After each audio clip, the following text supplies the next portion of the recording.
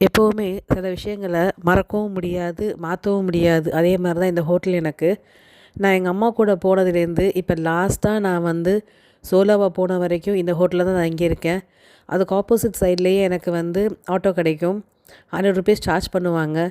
நான் போயிட்டேன். சரியான கூட்டம். ஏன்னா கார்த்திகை மாதம் மாலை போட்டிருந்தாங்க எல்லாருமே. நான் போயிருந்தேன்.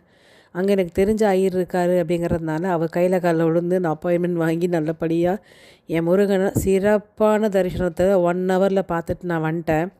உண்மையிலேயே ரொம்ப அழகாக இருந்துச்சு அந்த தரிசனம். அதுக்கப்புறமேலு பீஸ்ஃபுல்லாக கொஞ்சம் நேரம் அந்த பீச்சில் உட்காந்து பார்த்துட்டு இருந்தேன்.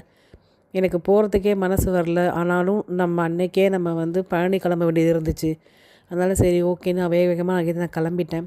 நடந்து வந்துட்டுருக்கும்போது டக்குன்னு பார்த்தா அந்த கோபுரத்தை பார்த்து ஒரு நிமிஷம் அப்படியே நின்றுட்டேன். என்ன இருந்தாலும் நம்ம முருகனுக்கு ஈடு இணையே என்றைக்குமே கிடையாது. அடுத்தது பழனியில் தான் சந்திக்க போகிறோம்.